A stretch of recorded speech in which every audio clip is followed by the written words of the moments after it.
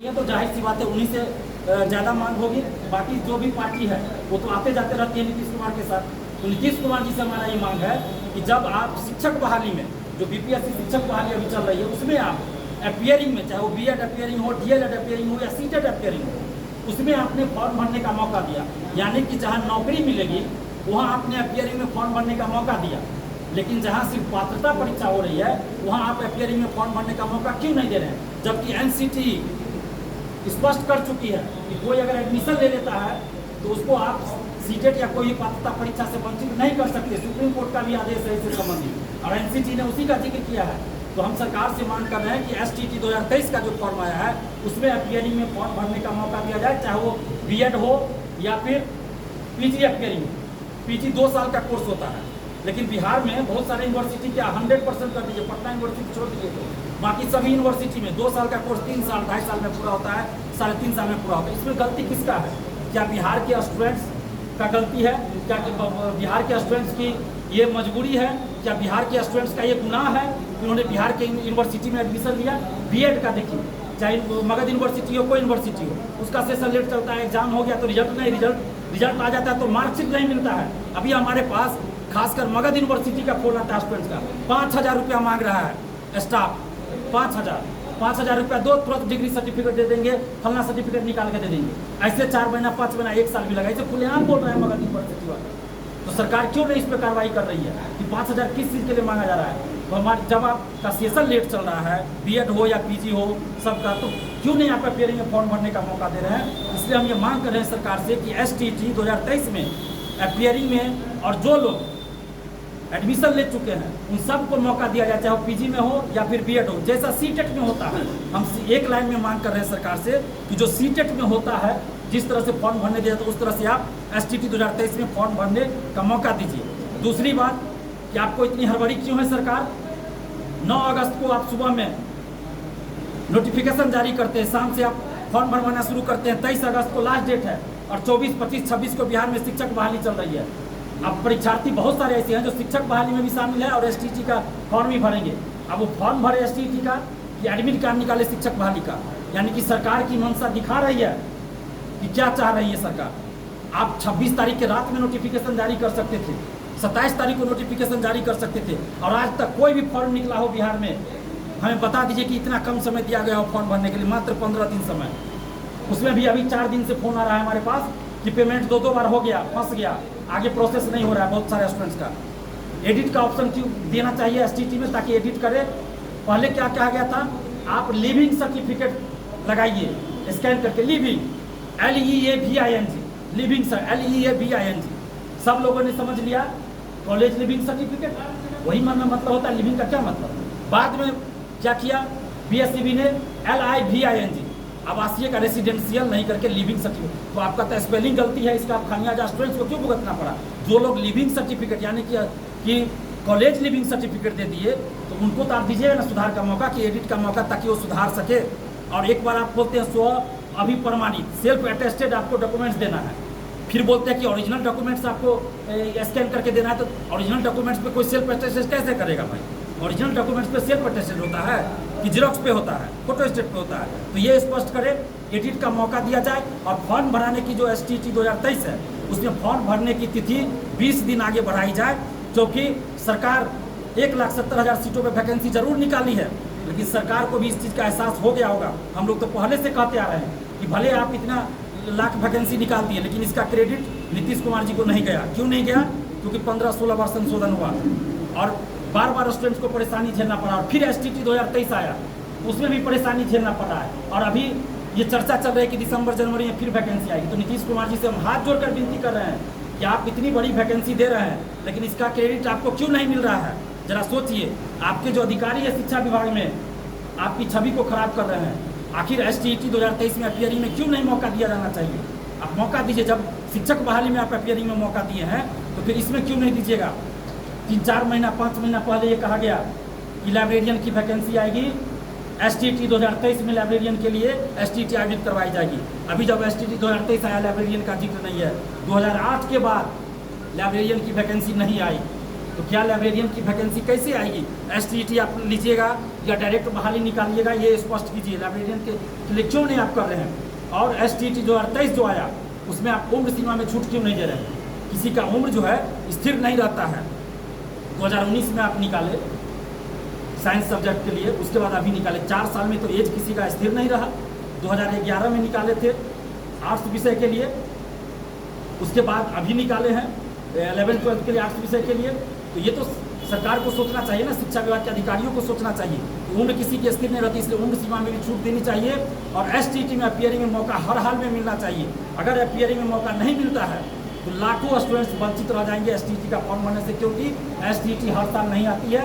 और लाखों स्टूडेंट्स हैं जिनका रिजल्ट आ चुका है, मार्कशीट नहीं मिल रहा है, जिनका मार्कशीट आ गया सर्टिफिकेट नहीं मिल रहा है, किसी का एग्जाम हो गया रिजल्ट आने वाला है। तो ऐसी परिस्थिति में सरकार को STT अपीयरिंग में मौका देना चाहिए, ये हमारी मांग है सरकार से। अगर ऐसा नहीं किया जाता है तो इससे लाखों स्टूडेंट्स वंचित रह जाएंगे। और सबसे बड़ी बात कि आप किसको मान रहे हैं? किसी न किसी को तो गाइडलाइन मान रहे हैं ना। NCT से कहते हैं शिक्षक बहाली में कि 1 to 5 वाले बाहर हो गए हैं, B.Ed वाले 1 to 5 से, तो NCT का हम गाइडलाइन फॉलो करेंगे, जो NCT कहेगा वो करेंगे। तो इसमें आप NCT का फॉलो क्यों नहीं करें? NCT तो स्पष्ट कर रहा है कि जो एडमिशन ले लिया उसको आप पात्रता परीक्षा से वंचित नहीं कर सकते। फिर क्यों पात्रता परीक्षा से वंचित किया जा रहा है? उसके बाद जो STT का मामला है, आप उसमें देखिएगा कि सब्जेक्ट कॉम्बिनेशन का भी प्रॉब्लम चल रहा है। STT में बहुत सारे स्टूडेंट्स हमें फ़ोन करके बता रहे हैं, कि सब्जेक्ट कॉम्बिनेशन का भी प्रॉब्लम है। तो सरकार को ये देखना चाहिए। उसके बाद केंद्र सरकार से खासकर हमारी मांग है कि B.Ed वाले जो हैं 1 to 5 में जिनको B.Ed वाले को बाहर कर दिया गया, तो केंद्र सरकार से हमारी मांग है कि आप इसमें हस्तक्षेप कीजिए और बीच का कोई रास्ता निकालिए। जो बहाली पहले आ चुकी है सुप्रीम कोर्ट के आदेश से पहले, उस पर ये लागू ना हो, इसके लिए आप कुछ कीजिए, अध्यादेश लाइए। केंद्र सरकार को पहल करनी चाहिए, बिहार सरकार को भी पहल करनी चाहिए। और बिहार सरकार से मांग कर रहे हैं कि जब तक ये स्थिति स्पष्ट न हो जाए कि 1 to 5 में B.Ed वाले को नौकरी आप देंगे कि नहीं देंगे, तब तक आप परीक्षा 1 to 5 का क्यों ले रहे हैं? ये जो जाएंगे अभ्यर्थी एग्जाम देने, फिर देकर आएंगे, आने जाने में खर्च होगा। कोई मुंबई से आ रहे हैं, कोई दिल्ली से आ रहे हैं, कोई कोटा से आ रहे हैं एग्जाम देने, तो पहले बता दीजिए कि आप नौकरी देंगे कि नहीं देंगे। कोई पहाड़ नहीं टूट पड़ेगा, आप 1 महीना बाद भी एग्जाम 1 to 5 कर लीजिएगा। तो वैसे भी इतनी जल्दी बिहार में कभी एग्जाम नहीं हुआ है। हम BPSC को धन्यवाद देते हैं कि वैकेंसी निकलने से पहले आप एग्जाम का तिथि आप घोषित कर देते हैं। तो ये कहीं ना कहीं जो छात्र आंदोलन बराबर बिहार में हम लोगों ने किया उसका असर हुआ। तो हम धन्यवाद देते हैं खासकर अतुल प्रसाद जी को कि कम से कम इतना सुधार किए। लेकिन हुजूर अतुल प्रसाद सर से हम ये भी आग्रह कर रहे हैं कि हुजूर थोड़ा ये भी देखिए कि जब आप ये गारंटी नहीं दे रहे हैं कि आपको एग्जाम लीजिएगा, अगर वो मेरिट में आएंगे तो उनको नौकरी मिलेगी ही, तो फिर आप एग्जाम क्यों ले रहे हैं? पहले बता दीजिए, स्थिति स्पष्ट कर दीजिए। तो ये स्थिति क्यों नहीं स्पष्ट की जा रही है? तो ये हमारी मांग है केंद्र सरकार से भी, बिहार सरकार से भी। और एक और जो बड़ी बात है कि बिहार में शिक्षक बहाली 1,70,000 सीटों पर चल रही है, उसमें ये 5 लाख 7 लाख की बोली लग रही है कि 5 लाख 7 लाख दो, आपका हम करवा देंगे। तो हम हाथ जोड़कर विनती करेंगे बिहार के समस्त अभ्यर्थी से कि ऐसे दलालों के चक्कर में ना पड़े।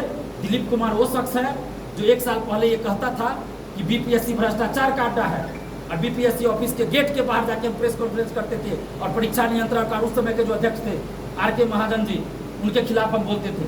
लेकिन अब चूंकि BPSC में बहुत सुधार हुआ है और बहुत अच्छा से काम हो रहा है, तो हम विरोध के लिए किसी का विरोध नहीं करते हैं, हम सुधार के लिए विरोध करते हैं। जहाँ गलत होगा वहाँ विरोध करते हैं। तो अभी BPSC से जो शिक्षक बहाली हो रही है, तो इसमें मुझे विश्वास है कि कोई धांधली सेटिंग नहीं होगी, कोई पेपर लीक नहीं होगा। इस तरह की व्यवस्था की गई है अतुल प्रसाद सर के द्वारा कि कहीं से पेपर लीक की संभावना नहीं बनती है। हाँ, ये बात जरूर है कि बिहार के 3-4 अधिकारी, बड़े अधिकारी पेपर लीक कराने में लगे हुए हैं। 3-4 अधिकारी और कर्मचारी सेटिंग धांधली में लगे हुए हैं। और ये अभ्यर्थियों को कह रहे हैं उनके आदमी कि 7 लाख दो, हम सेटिंग करवा देंगे, OMR सीट बाहर से रंगवा देंगे तो क्वेश्चन दे देंगे। तो ये सब फर्जी बात है। ये लोग का औकात नहीं है इस बार BPSC में सेटिंग करवा पाएगा। हाँ, दरोगा बहाली, सिपाही बहाली या BSSC में करवा सकता है, उसमें धांधली सेटिंग होती है, हम कह रहे हैं। लेकिन अभी BPSC में वर्तमान की मैं बात कर रहा हूँ, जब अतुल प्रसाद जी रिटायर कर जाएंगे यहाँ से, दूसरे कोई चेयरमैन बनेंगे, वो क्या करेंगे हम नहीं कहते। लेकिन अभी का वर्तमान की स्थिति यही है कि शिक्षक बहाली जो हो रही है 24, 25, 26 को एग्जाम है, आप लोग निश्चित होकर एग्जाम दीजिए, किसी दलाल के चक्कर में ना पड़िए, नहीं तो आपका समय जाएगा, पैसा जाएगा। जितना समय आप सेटिंग में लगाइएगा उतना देर पढ़ लीजिएगा, आपको नौकरी मिल जाएगी। निगेटिव मार्किंग भी हटा दिया गया है BPSC के द्वारा, इसलिए दलालों के चक्कर में ना पड़े। और BPSC और अतुल प्रसाद जी से हाथ जोड़कर विनती करते हैं कि ये बहुत बड़ी बहाली है और सरकार ने आपको बहुत बड़ी जिम्मेवारी दी है, इस विश्वास के साथ कि आप पेपर लीक नहीं होने दीजिएगा, धांधली सेटिंग नहीं होने दीजिएगा। तो सर अतुल प्रसाद सर, 2-3 अधिकारी बिहार के और कर्मचारी कुछ लोग लगे हुए हैं जो पहले से धांधली सेटिंग में संलिप्त रहे हैं बीपीएससी में, तो ऐसे लोगों पे आप नज़र रखिए। हो सकता है आपके ऑफिस के अंदर के लोग हो सकता है बाहर के लोग हो, ये जरूरी नहीं अंदर के भी कुछ हो सकते हैं, बाहर के तो होंगे। तो ऐसे लोगों पे आप नज़र रखिए। बाकी हमें विश्वास है कि अतुल प्रसाद सर जब तक है कोई धांधली सेटिंग नहीं होगी, तो इसलिए जो भी अभ्यर्थी है, चाहे वो शिक्षक अभ्यर्थी हो या सिविल सेवा के अभ्यर्थी हो, बता देते हैं कि बीपीएससी से जो परीक्षा हो रही है अभी बिल्कुल साफ सुथरा हो रहा है। जहाँ गलत होगा वहाँ दिलीप कुमार बोलेगा, डरेगा भी नहीं। जब बीपीएससी पेपर लीक हुआ तो दिलीप कुमार ने ही उजागर किया था बिना डरे हुए, और बीपीएससी ऑफिस के बाहर जाकर हम प्रेस कॉन्फ्रेंस करते थे। बीएसएससी सीजीएल 3 का भी पेपर लीक हुआ तो हम चुप नहीं रहे। तो जहाँ गलत होगा वहाँ चुप भी नहीं रहेंगे, लेकिन जो अच्छा काम कोई कर रहे हैं, चाहे कोई अधिकारी हो, तो उनका स्वागत होना चाहिए, उनकी तारीफ भी होनी चाहिए। तो ये जो व्यवस्था बीपीएससी में लागू की गई है अतुल प्रसाद जी के द्वारा, वही व्यवस्था हम चाहते हैं कि बीएसएससी में, बिहार कर्मचारी चयन आयोग, बिहार कर्मचारी चयन आयोग, उसके बाद बिहार पुलिस अवर सेवा आयोग, दरोगा बहाली का जो उसमें, और सीएसबीसी में भी लागू हो। हम ये मांग कर रहे हैं सरकार से। और अतुल प्रसाद जी जैसा आदमी को ही, उनके जैसे आदमी को ही इस सब भर्ती आयोग का चेयरमैन बनाइए, क्योंकि ये इन लोगों से नहीं सुधरने वाला है, जो सीएसबीसी के चेयरमैन हो या फिर बीपीएससी दरोगा बहाली के हो या बीएसएससी के, क्योंकि देख रहे हैं पिछले 12-15 साल से वही ढर्रा चल रहा है। तो सरकार से हम ये मांग कर रहे हैं कि इन सब जो भर्ती आयोग है उनके चेयरमैन को बदला जाए, और एसटीटी 2023 में अपियरिंग में स्टूडेंट्स को मौका दिया जाए। जो व्यवस्था सीटेट में है वही व्यवस्था एसटीटी 2023 में लागू किया जाए। फॉर्म भरने की तिथि 20 दिन आगे बढ़ाई जाए, एडिट का मौका दिया जाए, और अपियरिंग में फॉर्म भरने का मौका दिया जाए, उम्र सीमा में छूट दिया जाए। ये सब हमारी मांग है। बाकी आप लोग से हम आग्रह भी करेंगे कि हमारे बीच बहन बैठी हुई है, बिहार की बेटी है, जो अपना दर्द भी सुनाना चाहेगी गीत के माध्यम से, जो बीएड वाले को बाहर किया है, एसटीटी में मौका नहीं दिया जा रहा है। और एक बात और, बीएड वाले को देखिए 1 to 5 से बाहर भी कर दिया गया, और एसटीटी का भी आया, आनंद फानन में आया, उसमें आप मौका नहीं दे रहे हैं अपियरिंग में। क्यों नहीं दे रहे हैं भाई अपियरिंग में मौका? तो एसटीटी वाले को एसटीटी 2023 में अपियरिंग में मौका मिलना चाहिए, चाहे पीजी हो या बीएड हो, उसमें मौका मिलना चाहिए। बाकी आप लोग का कोई सवाल होगा तो कीजिए, उसके बाद ये अपना गाना सुनाएगी। जो दुख दर्द है स्टूडेंट्स का, बिहार के स्टूडेंट्स का, पूरे इंडिया के स्टूडेंट्स का, कहिए अपने गीत के माध्यम से ये सुनाएगी। इससे पहले आप लोगों का कोई सवाल हो हमसे वो जरूर करें।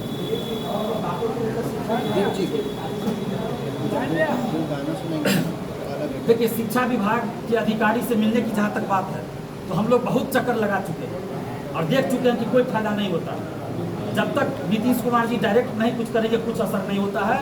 और शिक्षा विभाग में तो शिक्षा मंत्री का कोई ये नहीं चलता है, तो हम लोग किससे मिले ये बताइए। सीटेट में, एसटीईटी में अगर अनुमति नहीं दिया जाता है तो आगे क्या रणनीति होगी? देखिए, एसटीटी 2023 में अगर अपियरिंग में फॉर्म भरने का मौका नहीं मिलता है तो फिर बिहार में आंदोलन होगा, क्योंकि ये जो हजारों लाखों स्टूडेंट है ये चुप नहीं बैठेंगे। और सरकार ने बड़ी चालाकी किया है कि फॉर्म कब निकाला है, एकदम शिक्षक बहाली से पहले, और शिक्षक बहाली 24 से और 23 को लास्ट डेट। बताइए क्या साजिश चल रही है बिहार में?